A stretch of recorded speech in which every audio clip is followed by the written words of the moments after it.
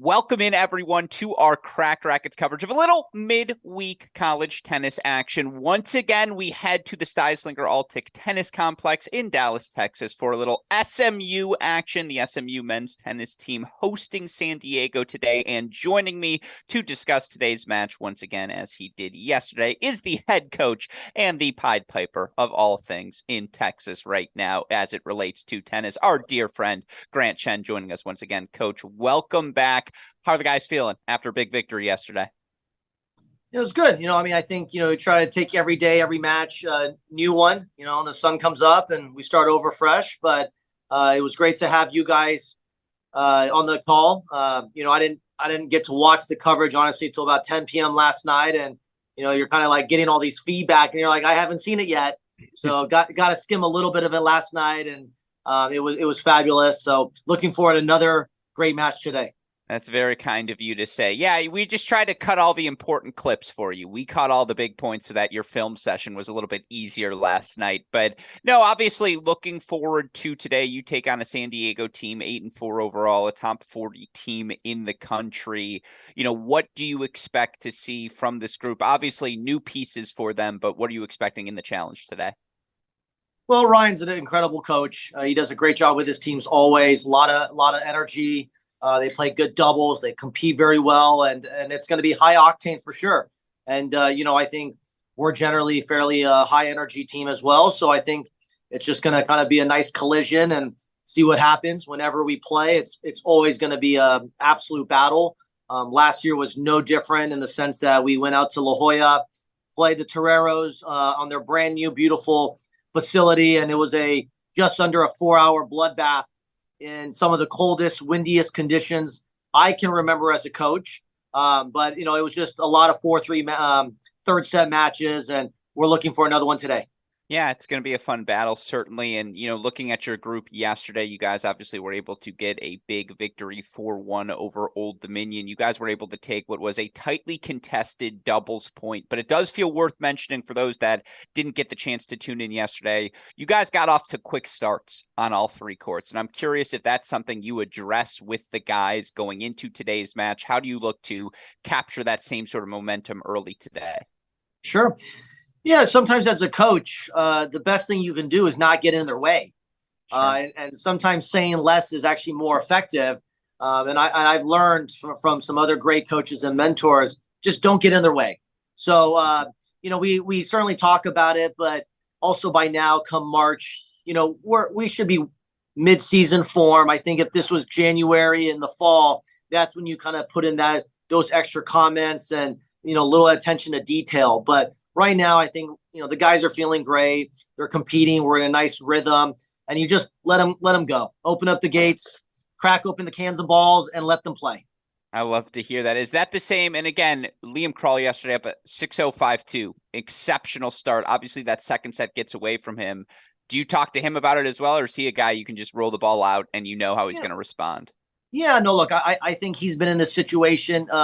We always joke about it. a couple years ago when he was a freshman, yes, maybe a little deer in the headlights. And then last year, which he had a great season and conference tournament player of the year and a few other things. But, look, he's had a couple more matches under his belt than he has before. So it's a new day. He loves tennis. And, the kid's passion for the game is unlike anything I've ever seen. And, we saw at the Dallas Open and so many matches where, look, yes, he got off to a hot start in the beginning. The other guy kind of started swinging for the fences with a little bit nothing to lose.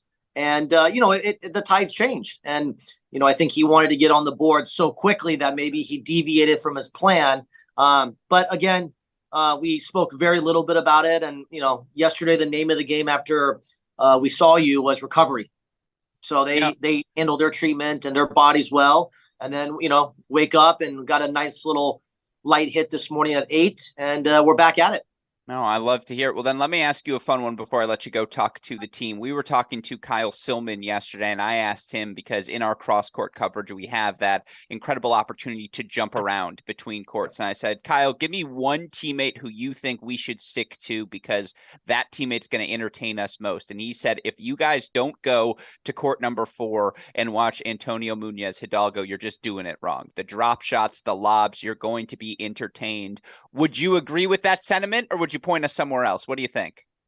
No, look, I think Tony is really someone who you always want to watch. I love watching Adam. I love seeing his demeanor on court. And, he also is full throttle, first serve, first strike. He loves to play doubles. You never know what you're going to get with Lewis. I'm on those courts, tend to, last couple of matches. And really, sometimes you just never know what you're going to get. You might get a 6-0 set. You might get a 6-7 set. And, who knows? But I think the great part is by now, I think we are somewhat understanding of what they need, what I need, what they're looking for on court, what type of support. But Tony definitely, he has the ability to come up with some incredible shots. And yesterday, I think really after getting the first set, he found his groove and made some big plays and kind of started to kind of steamroll a little bit. But he's someone you want to keep an eye out and all the guys, I think the way tennis is a lot of times it's not about the tennis. So, you look at the matchups, you look at the patterns, you look how people play. And after you get kind of deep into the first set of these singles matches, it really gets exciting fast. So we're looking for another one. And I think you got Ryan Keckley coming up. So I'll grab him and we'll see you guys. One of us will see you after the match. Yes, I appreciate it, Coach Chen. Thank you, as always, for allowing us to broadcast this match. Good luck to you and the guys here today. Alex, thanks so much. You got Ryan on deck. All right, I appreciate it. We will be joined next, of course, by Ryan Keckley, head coach of the San Diego men's tennis team. And here he is, Coach Keckley, joining us once again. Coach, it's great to see your smiling face. How are you doing today? Yeah, I'm doing all right. How are we doing over there, guys? Oh, it's another day in paradise, obviously. Always a pleasure to get a little midweek college tennis action in for your group. This is your spring break trip, correct? It is. So what makes you think, and I guess it's different when you're in San Diego because every week is paradise when you have that San Diego climate. But what was, for your decision scheduling wise, obviously you get a big win over Old Dominion. You've got SMU, Oklahoma on the horizon. Why was that the trip for your guys this year? Old Dominion, SMU, Grant does a great job with this program. You know what you're going to get. They schedule correctly, they recruit correctly. So you give yourself and your team opportunities to get ranking points. And this is just another one of those opportunities for us. So with Dallas only being 2 time zones away, makes sense. Direct flight makes sense. And they have one of the best facilities in the country. So I come over here. We got to a Stars game on Monday, treated the boys after that win, and now we're ready to roll here.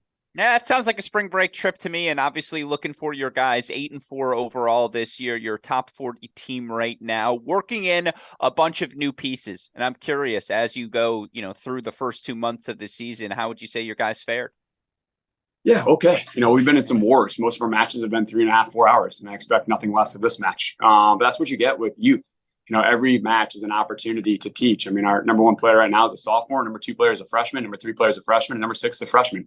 But one thing these guys in this team have shown me is we're gritty and we're very competitive. So I know the longer the match goes, the more it favors us. we've been working on that piece, the urgency piece, from doubles, from singles. We haven't quite figured that out. Some days we look great in doubles. Other days we don't. But that's a matter of we lost 5 of our 6 double starters last year. So doubles, like all other things, takes time, and we're slowly getting there. So I'll be very curious to see how we come out and handle this moment against a good SMU doubles team. Yeah, and obviously not just working on new pieces in terms of players, you're working on a new assistant as well. I want to ask, how's Alex been working? How's it been in this first season? Yeah, he's been doing great. He knows the game better than most. I'll tell you what, he's doing a wonderful job on court with our guys, and we're significantly better than when we started things off in September 2nd. And like I said, every day is a new opportunity to get better and improve. And we certainly will see that throughout the course of the season. And I want to let you go talk to your guys, obviously, as well. So last 2 questions for you here. You mentioned the doubles earlier. I know we had a little switch in the lineup today, swapping those 2 and 3 doubles teams. For you, just in general, looking at today, how important is that doubles point? What have you said to the guys heading into this? Yeah, the doubles point is extremely important. Anyone who watched college tennis understands that it's hard to get 4 singles points. So we go out there, and I always tell my boys, do their job. It's a 1 through 4 sport. If we do our job correctly, we'll put ourselves in position, or at least have opportunities to win. And that's why we're 6-6. Some days we do, some days we don't. So we're hoping to go to a positive record in the doubles point and really build some confidence from today. No, I love to hear it. Well, then the last thing I want to ask you, because it is a cross-court cast and we have that opportunity to jump between everyone. I know you love all of your players equally, but let me just ask from a, flair for the dramatic. Maybe it's the drop shots, maybe it's the lobs, whatever it may be. And a lot of freshmen I'm getting my eyes on for the first time as well. Is there a court we should be looking to on singles? Maybe always have them just top left of the screen because something funky might happen. Yeah, I think our 1, 2, 3 are pretty special.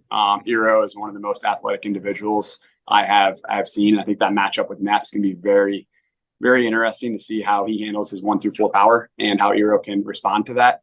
But he takes away time extremely well. So, and Ali Tarvit's one of the most competitive guys I've ever coached in my 15 years. So you're guaranteed to have a war, and that's just who he is. He brings that out in everybody. People hate playing him, but this is the guy you want in your team because you're always going to back him.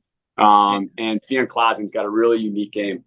He's done incredibly well. He was our 10-11 player last year and won like 15, 16 matches in the fall, and has just built his confidence up from the 5 position all the way down to the 3 position. So he's a fun one and an athlete to watch too. So keep your eyes open.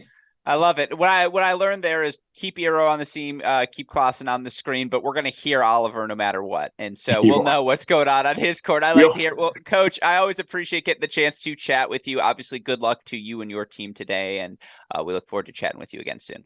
Hey, thanks for doing what you guys do. Really appreciate you. Always enjoy tuning in too. Yep, of course. Good luck to you, Coach Keckley. And again, with that in mind, folks, that will do it for our pre-match coverage. We will be back at the top of the hour with former top 30 WTA player Christina McHale, who will join me for our coverage. Again, SMU taking on San Diego. We'll have it for you in about 5 minutes. Stick around as our coverage rolls on here at Cracked Racquets.